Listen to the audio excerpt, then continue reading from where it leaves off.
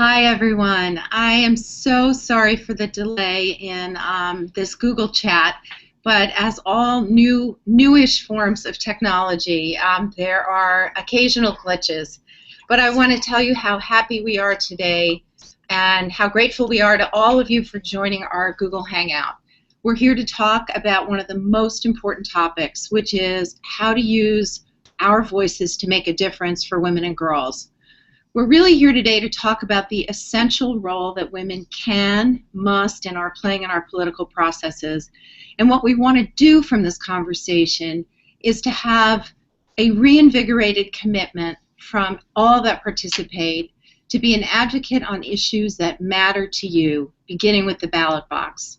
Because we can't stop working between elections or because we lose faith in issues or in the institutions.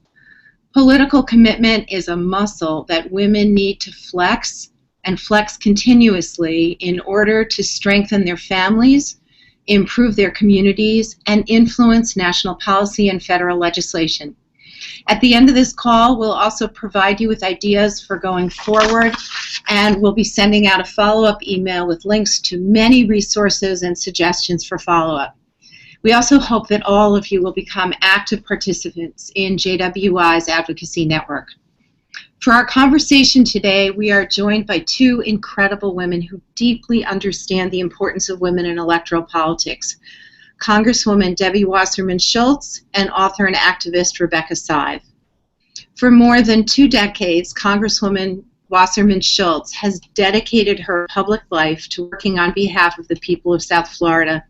She was the youngest woman elected to the State House in Florida at the age of 26. She has been chair of the Democratic National Committee since 2011. And in Congress, Representative Wasserman Schultz is a tireless advocate for women, for children, for families, authoring numerous pieces of legislation to advance their health, their safety, and their security. She's also a noted author, and her book, For the Next Generation, chronicles her personal and professional experiences. Rebecca Sive is the author of Every Day is Election Day, and how true that is. A Woman's Guide to Winning Any Office from PTA to the White House. Rebecca is a lecturer at the Harris School of Public Policy at the University of Chicago and a Huffington Post contributor. She writes about the importance to any woman seeking greater stature of building political power and public influence. Rebecca began her career at AJC and was a co-founder of Jewish Fund for Justice. Both the Congresswoman and Rebecca's books are available through the JWI website, and we'll tell you more about that later.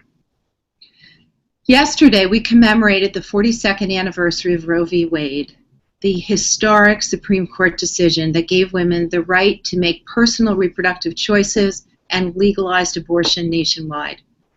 For 40 years, JWI has been an unwavering voice for comprehensive reproductive health care, recognizing that women who have control over their bodies have control over their lives. Today, Congress was planning on voting on a terrible bill, H.R. 36, a harmful piece of anti-choice legislation that would ban abortion nationwide after 20 weeks of pregnancy. Only a very small percentage of abortions take place after those 20 weeks, but they are often under the most dire of circumstances. And this extreme legislation would have blocked a woman's access to safe health care and deny her ability to make a decision that is so private and personal about her own body. After receiving pushback from women in Congress, leadership decided to cancel the vote.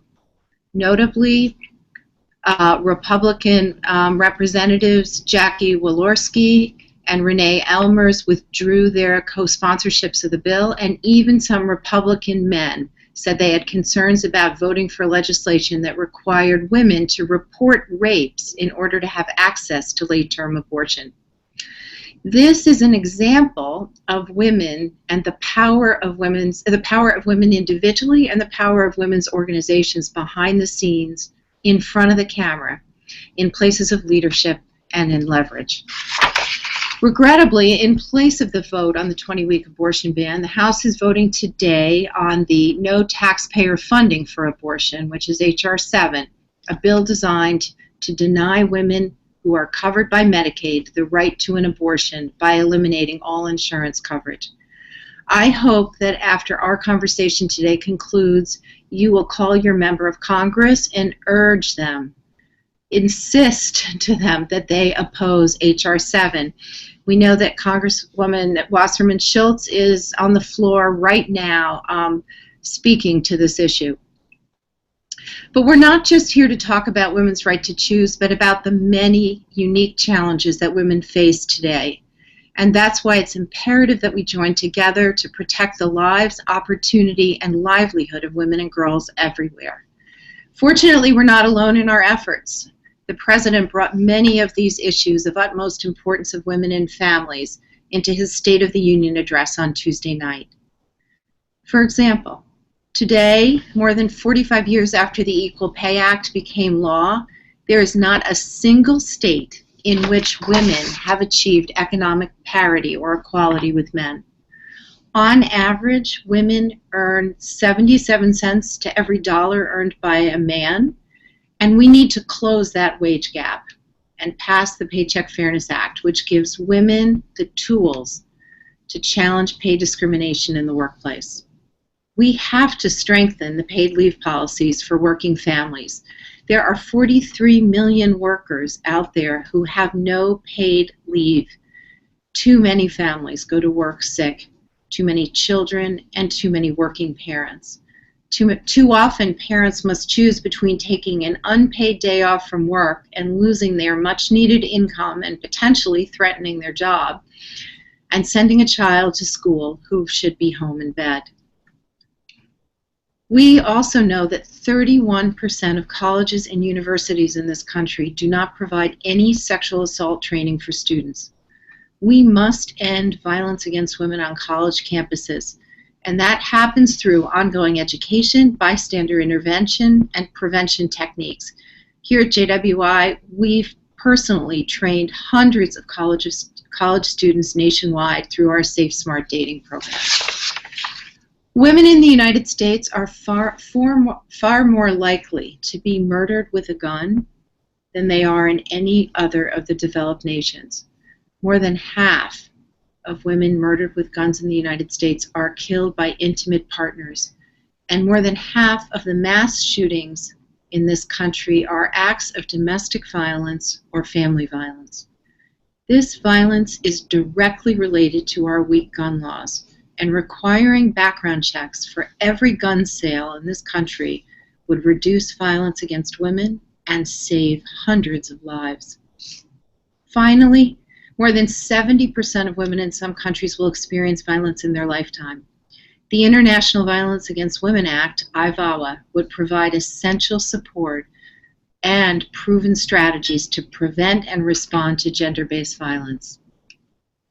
For today's Hangout conversation, after we hear from all our speakers, we're going to have time to answer some questions. So feel free to type in your questions in the chat box to the right of our presentation, and to ask your questions during the course of the presentation. And at the end, we'll take as many questions as we possibly can, and as time permits. All right. So the Congresswoman is on her way, and we are so delighted to have her. As we said, she was a tad delayed by the vote on the abortion bill currently on the floor of Congress for a vote. And we welcome her participation and are ready to go. Congresswoman Debbie Wasserman Schultz. Thank you so much. It's really great to be able to be with Jewish Women International and my fellow panelists. Just to give you some fair warning, they just called votes, so I will probably have a little bit of an abbreviated time, but timely for this discussion because I'm going to the floor to vote, unfortunately, on yet another attack on women's health. You may have heard that during this week, the Republican majority was attempting to pass a bill again to impose a 20-week abortion ban. And Their moderates and the women members in their caucus, many of them rebelled, and they didn't have the votes, so they had to pull the bill from the floor. That's good news, except they swapped out a different bill, the no taxpayer funding for abortion bill, which of course is redundant because we all know that the Hyde Amendment for many years has prohibited taxpayer funding for abortion. Yet, the Republicans still, instead of focusing on the issues that are the most important to women, making sure that we can increase the minimum wage, making sure that we can have a discussion and a policy in place that ensures equal pay for women, dealing with the issues that are important to women and their families to help them reach the middle class and actually truly succeed. Those are the things that both Republicans and Democrats across this country believe that we should be debating. But again, unfortunately, the extremists have a stranglehold in their conference, and we've gone through a debate over the last several weeks since this Congress began of the Affordable Care Act and trying to again take away not only access to women's health, but access to health care for everyone.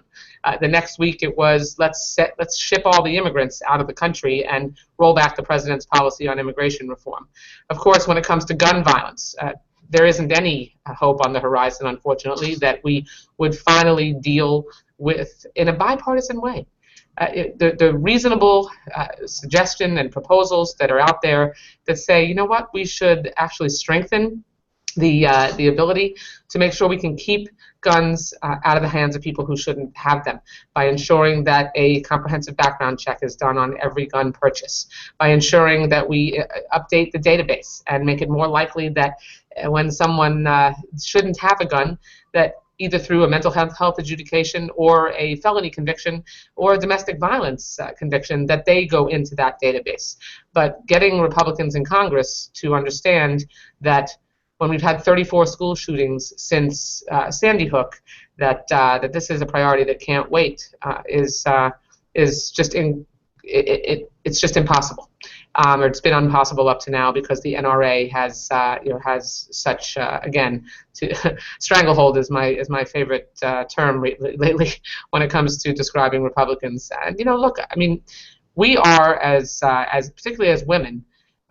Cognizant of the need to reach across the aisle to work together, and I want to commend my colleague with some hesitation because I don't want to cause more problems for her than she's probably already struggling with, Renee Elmers, for having the courage to stand up and insist that 20-week abortion bill not come to the floor with language in it that would only allow women who'd been raped or the victims of incest to have an abortion if they reported the rape. I think we all know that that would have re-victimized women who had already been through victimization once.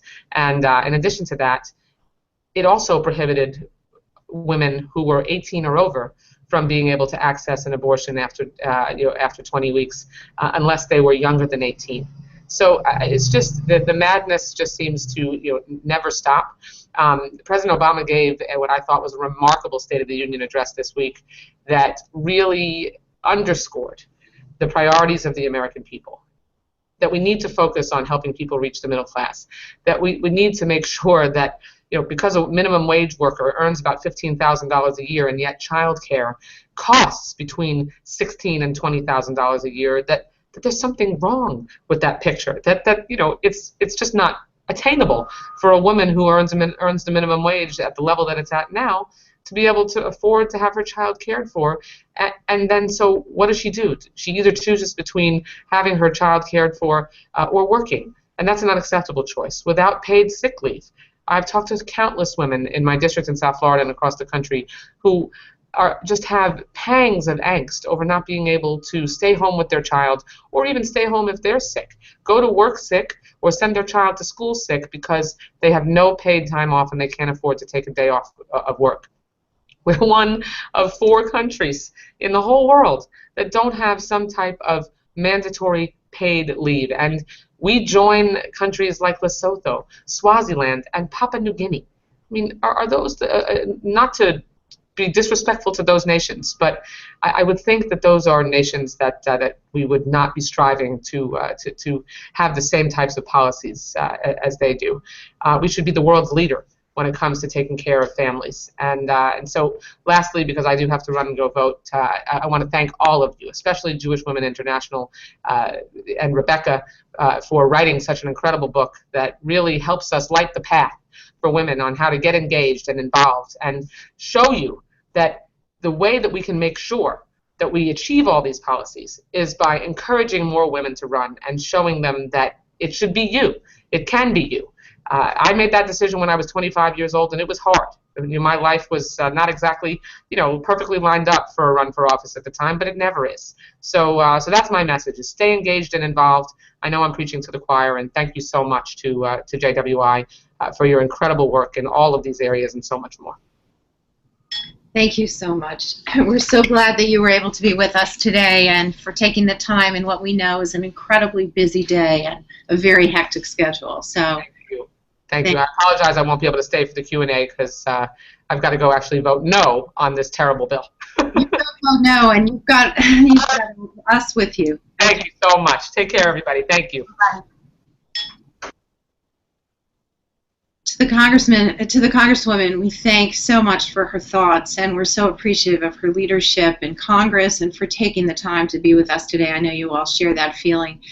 I would like to now introduce Rebecca Sive. We've been having a little bit of technical difficulty with Rebecca's feed, so I'm hoping now that it's in a good place and we're ready to go.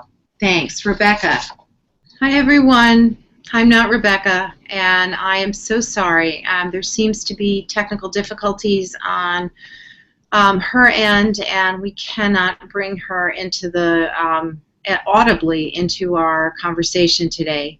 So I am going to suggest that anyone who has questions that might have come up for the Congresswoman or questions for JWI about our advocacy work and our agenda for the coming year, please feel free to send those questions, type them in now, and we will do our best to answer them. Rebecca, in lieu of being able to view her presentation today, is going to tape a message as part of our follow-up, and we'll send that out to everybody later today. So you will be able to hear Rebecca talk about her book and her experience and the progression that she sees from grassroots activism to political leadership and electoral politics. She makes such a poignant case for how women can engage, and engaging beginning at the most local level on small ballot initiatives in their communities and issues that matter to us all. So let's see. I think we're still trying to get her up, and I think we're still having difficulty. So I'm very apologetic. I wish there was more that we could do, but I know that Rebecca's comments later today will give you a fuller sense of the importance of advocacy on behalf of women and girls and on the issues that matter so much to us all. I thank you for hanging out with us, and if you have questions, I am happy to answer them. I also want to say that for us to be able to have scheduled this conversation on the anniversary of Roe v. Wade as a way of really marking a moment in time when the court, responding to the enormous activism of women, made an enlightened and wise decision that has been under attack ever since. But as women, we have stood strong in our advocacy for that decision. And we want you to stay up to date so that we can continue the generational advocacy on the issues that matter so much to us. We'll be hosting chats like this quarterly, and I hope you'll join us for the next one, which will be in April. And to stay up to date on issues that matter to you, be sure to sign up for our grassroots advocacy emails at www.jwi.org. Just click Take Action, and that is the button on the left side of our website, and I'm sorry, on the right side of our website, and you'll be able to learn more about the issues and the work that JWI and so many other women's organizations are working tirelessly for. On our website, you can also find more information about the issues we discussed today, and especially there are links to Rebecca's book, Every Day is Election Day, and the Congresswoman's book, For the Next Generation. We'll be sending you a follow-up email with those links, and for anyone who is on our call today, you can purchase Rebecca's book at a 30% discount, which is very great, and you just have to type in JWI 30. And I thank Rebecca for making that available to us. We have so much to accomplish in the next few years, and I hope that you will all be with us as we continue our work to protect women and girls here at home and around the world. I again apologize deeply for the technological glitch that we had that prevented Rebecca from joining us today, but I know that she will be with us for a future conversation, and I hope again that all of you will listen to her remarks in the email that we sent out later today. Thanks so much, and best to all, and don't forget to call your congressional people and remind them, tell them, instruct them to vote no on the abortion bill that's now on the floor of the House. Thank you.